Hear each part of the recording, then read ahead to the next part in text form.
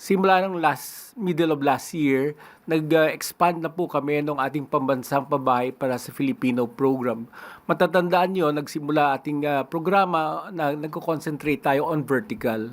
With the assumption of Secretary Aliling, pinalapad po natin, pinalawak natin yung coverage natin. So ngayon, halos lahat ng decile ng ating mga mamamayan kaya na po or mayroon na pong corresponding programa ang pabahay natin, from subdivision to condominiums to rental housing.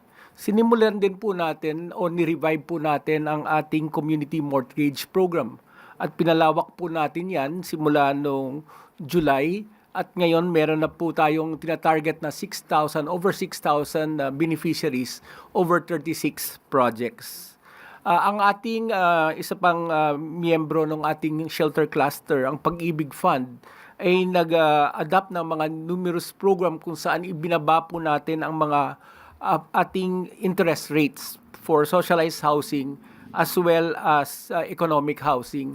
From a high of 6.5%, binaba po natin to 3% or more than half po ang kinat natin sa interest rates. At ito ay naging mas responsive dahil mas marami po ang mga beneficiaryo ang pwedeng lumahok at makapaghiram po sa Pag-ibig.